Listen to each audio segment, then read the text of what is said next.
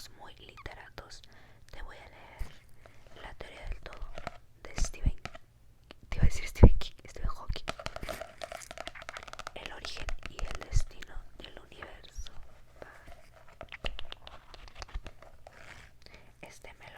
Me lo robé de la biblioteca de mi prepa.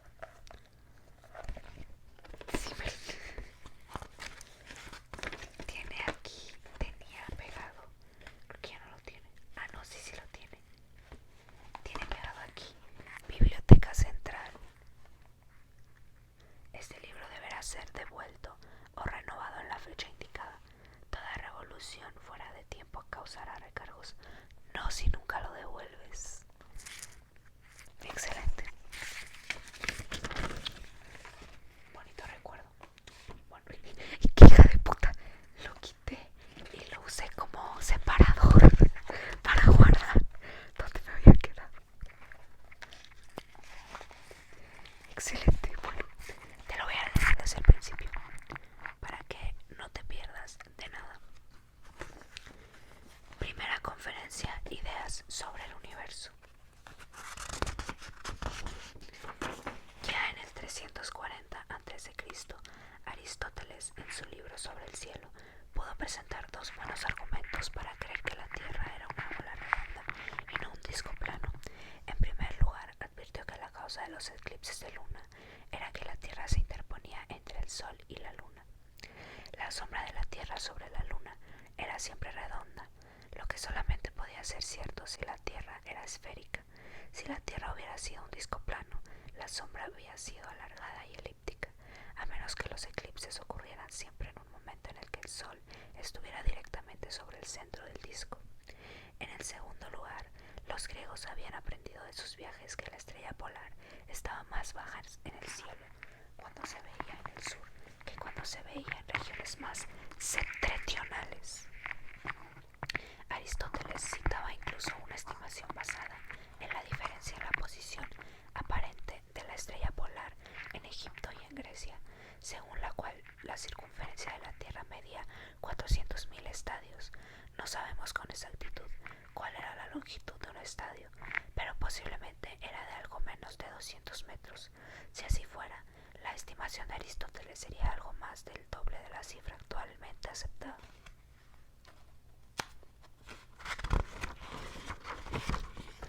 Los griegos tenían incluso un tercer argumento a favor de la redondez de la Tierra. Como si no, cuando se acerca un barco lo primero que se ve son las velas sobre el horizonte y solo más tarde se ve el casco. Aristóteles pensaba que la Tierra estaba en reposo y que el Sol, la Luna, los planetas y las estrellas se movían en órbitas circulares alrededor de la Tierra. Lo pensaba porque creía, por razones místicas, que la Tierra era el centro del universo y que el movimiento circular era el más perfecto. Esta idea fue desarrollada por Ptolomeo en el siglo I después de Cristo para dar un modelo cosmológico completo. La Tierra permanecía en el centro, rodeada por 8 esferas que llevaban a la Luna, el Sol, las estrellas y los 5 planetas entonces conocidos: Mercurio, Venus, Marte, Júpiter y Saturno. Además, para poder explicar las complicadas trayectorias de los planetas que se observaban en el cielo, estos debían moverse en círculos más pequeños, ligados a sus respectivas esferas. La esfera externa arrastraba a las denominadas estrellas fijas, que siempre están en las mismas posiciones relativas, pero tienen un movimiento de rotación común. Lo que hay más allá de la última esfera no quedó nunca muy claro, pero ciertamente no era parte del universo observable para la humanidad. El modelo de Ptolomeo ofrecía un sistema razonablemente aproximado para predecir las posiciones de los cuerpos celestes. Sin embargo, para predecir dichas posiciones correctamente, Ptolomeo tenía que hacer una hipótesis según la cual la Luna seguía una trayectoria en que algunos momentos la llevaba a una distancia de la Tierra doble que en otros. Pero eso implicaba que la Luna tenía que parecer algunas veces el doble de tamaño que otras. Ptolomeo reconocía esta inconsistencia, pero pese a ello su modelo fue generalmente, aunque no universalmente, aceptado. Fue adoptado por la la Iglesia cristiana como una imagen del universo que estaba de acuerdo con las Sagradas Escrituras. Tenía la gran ventaja de que dejaba mucho margen fuera de la esfera de las estrellas fijas para el cielo y el infierno. Un modelo mucho más simple fue propuesto en 1514 por el sacerdote polaco Nicolás Copérnico. Al principio, por miedo a ser acusado de herejía, Copérnico publicó su modelo de forma anónima. Su idea era que el Sol estaba en reposo en el centro y que la Tierra y los planetas se movían en órbitas circulares alrededor del Sol. Por desgracia para Copérnico, pasó casi un siglo antes de que su idea fuera tomada en serio. Tiempo después, dos astrónomos, el alemán Johannes Kepler y el italiano Galileo Galilei, empezaron a apoyar en público la teoría copernicana.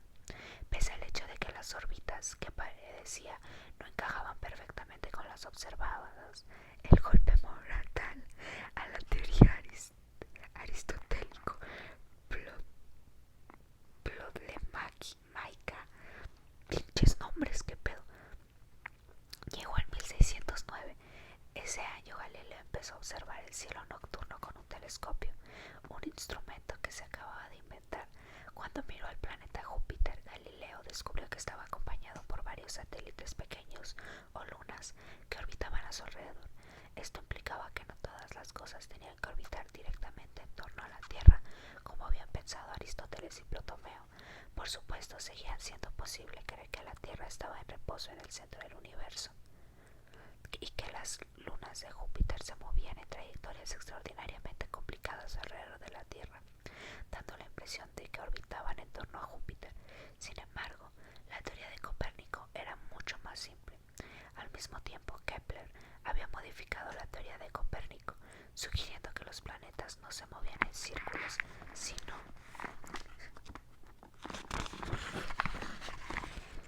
en eclipses.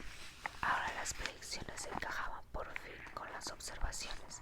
Para Kepler, las órbitas elípticas eran meramente una hipótesis ad hoc, una hipótesis más bien desagradable, puesto que las eclipses eran claramente menos perfectas que los círculos. Tras descubrir casi por accidente que las órbitas elípticas encajaban bien con las observaciones, no podía conciliar esto con su idea de que eran fuerzas magnéticas las que hacían que los planetas orbitaran en torno al Sol. Hasta 1687 no se ofreció una explicación para ello. Cuando Newton publicó sus Principia Mathematica Naturalis Causae, esta fue probablemente la obra más importante publicada hasta entonces en las ciencias físicas. En ella, Newton no solo proponía una teoría de cómo se mueven los cuerpos en el espacio y el tiempo, sino que también desarrollaba las matemáticas necesarias para analizar dichos movimientos. Además, Newton postulaba una ley de gravitación universal. Esta decía que cada cuerpo en el universo era atraído hacia cualquier otro cuerpo por una fuerza que era más intensa cuanto más masivos eran los cuerpos y más próximos estaban. Era la misma fuerza que hacía que los objetos cayeran al suelo. La historia de que Newton le cayó una manzana en la cabeza es casi con certeza apócrifa. Lo que de hecho digo era que la idea de la gravedad le vino cuando estaba sentado en actitud contemplativa y fue ocasionada por la caída de una manzana. Newton demostró que, según su ley, la gravedad hace que la Luna se mueva en una órbita elíptica alrededor de la Tierra y hace que la Tierra y los planetas sigan trayectorias elípticas alrededor del Sol. El modelo copernicano prescindía de las esferas celestes de Ptolomeo y con ellas de la idea de que el universo tenía una frontera natural. Las estrellas fijas no parecían cambiar sus posiciones relativas cuando la Tierra daba vueltas alrededor del Sol. Por eso llegó a ser natural suponer que las estrellas fijas eran objetos como nuestro Sol, pero mucho más alejados. Esto planteaba un problema. Newton se dio cuenta de que, según su teoría de la gravedad, las estrellas deberían atraerse mutuamente. Por lo tanto, parecía que no podían permanecer esencialmente en reposo. No deberían juntarse todas en algún punto. En 1691, en una carta a Richard Bentley, otro pensador destacado de su época, Newton afirmaba que esto sucedería si solo hubiera un número finito de estrellas, pero también argumentaba que si por el contrario hubiera un número infinito distribuidas de forma más o menos uniforme sobre un espacio infinito, esto no sucedería, porque no habría ningún punto central en el que juntarse. Este argumento es un ejemplo de que los escollos con que se puede tropezar cuando se habla del infinito. En un universo infinito, cada punto puede considerarse el centro, porque cada punto tiene un número infinito de estrellas a cada lado. El enfoque correcto, como se comprendió mucho más tarde, es considerar la situación finita en la que todas las estrellas se mueven unas hacia otras. Entonces uno se pregunta cómo cambian las cosas si se añaden más estrellas distribuidas de forma aproximadamente uniforme fuera de esa región. Según la ley de Newton, las estrellas extra no suponían ninguna diferencia con respecto a las originales y por lo tanto las estrellas se juntarían con la misma rapidez. Podemos añadir tantas estrellas como queramos, pero siempre seguirán colapsando sobre sí mismas. Ahora sabemos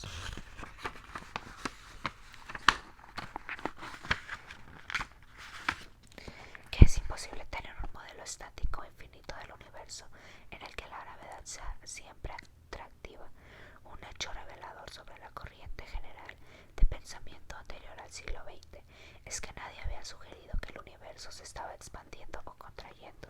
Se solía aceptar que o bien el universo había existido eternamente en un estado invariable o bien había sido creado en un tiempo finito en el pasado, más o menos tal como lo observamos hoy. Quizá esto se debería a que parte de esa tendencia del ser humano a creer en verdades eternas, así como al consuelo que encuentra en la idea de que a pesar de que él pueda envejecer y morir, el universo es invariable. Ni siquiera a quienes comprendían que la teoría de la gravedad de Newton mostraba que el universo no podía ser estático, se les ocurrió sugerir que podría estar expandiéndose. En lugar de eso, intentaron modificar la teoría, haciendo que la fuerza gravitatoria fuera repulsiva a distancias muy grandes. Ello no afectaba significativamente a sus predicciones de los movimientos de los planetas, pero permitía una distribución infinita de estrellas en equilibrio, en la que las fuerzas atractivas entre estrellas vecinas estarían contrarrestadas por las fuerzas repulsivas procedentes de las que estaban más alejadas. Sin embargo, ahora creemos que tal equilibrio sería inestable. Si las estrellas en una región se acercaran ligeramente, las fuerzas atractivas entre ellas serían más intensas y dominarían sobre las fuerzas repulsivas. Así pues, implicaría que las estrellas seguirían acercándose. Por el contrario, si las estrellas se alejaran un poco, las fuerzas repulsivas dominarían y las impulsivas a alejarse más. ¿Cómo estás? Bien. Si estás cómodo, todo bien. Podemos seguir con la lectura. Sí. ¿Cómo te sientes? Sí. ¿Cómo? ¿Ya te está agarrando el sueñito? Sí. Va. Ok.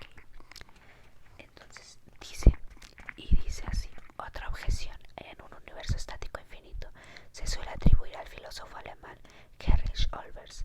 Lo cierto es que varios contemporáneos de Newton habían planteado este problema, y ni siquiera el artículo de Olbers de 1823 fue el primero que contenía argumentos plausibles sobre esta cuestión.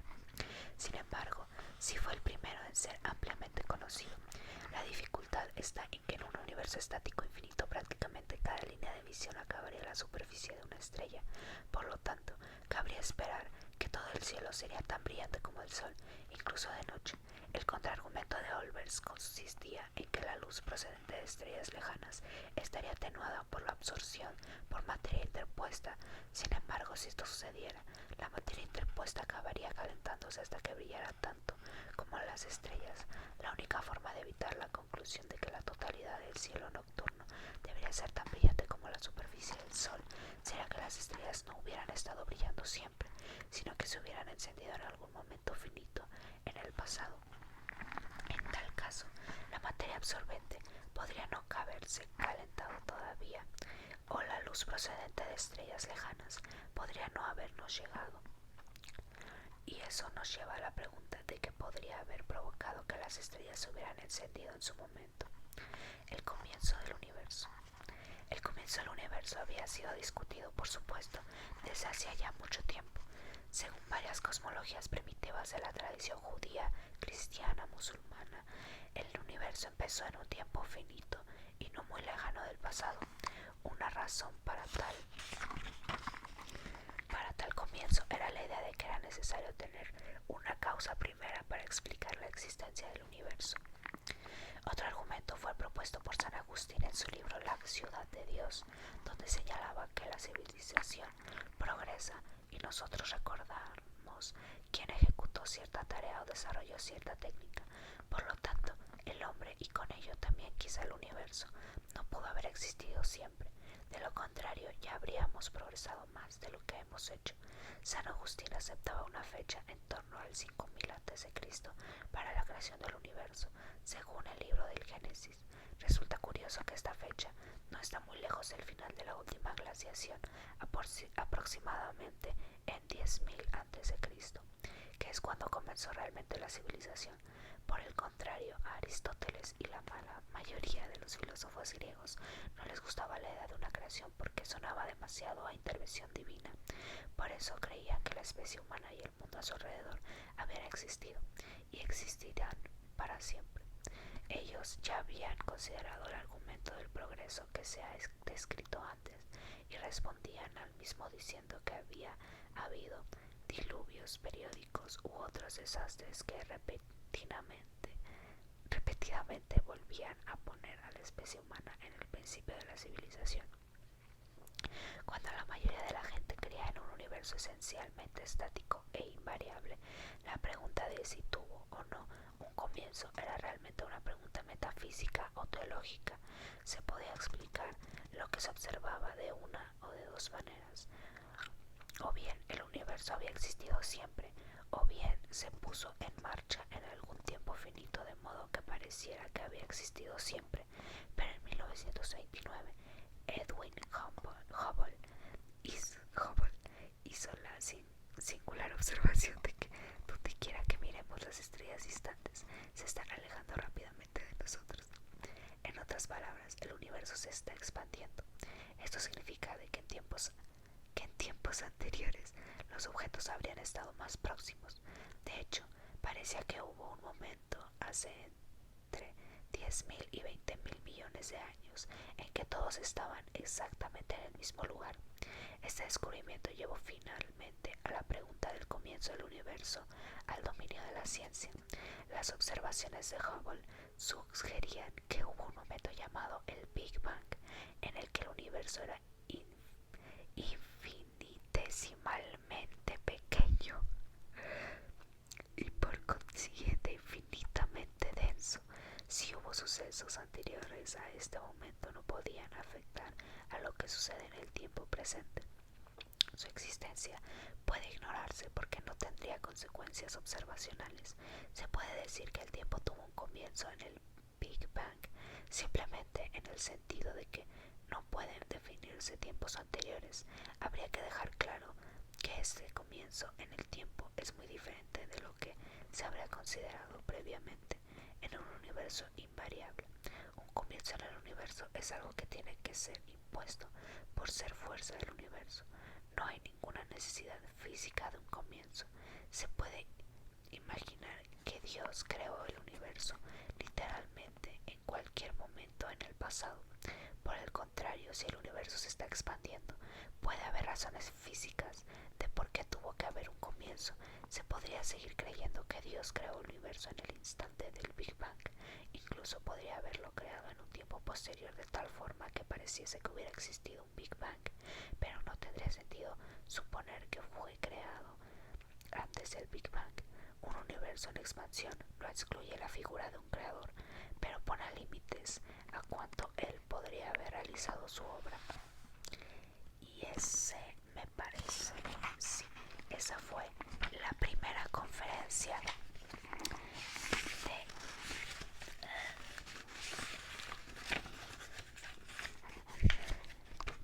de la teoría del todo.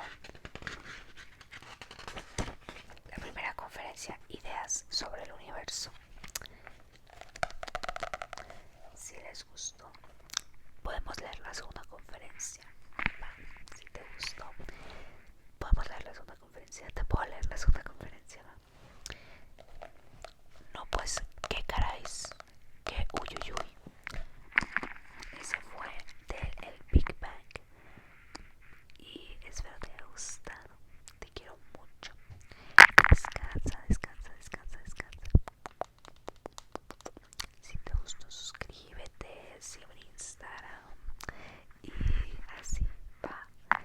cómo sigues.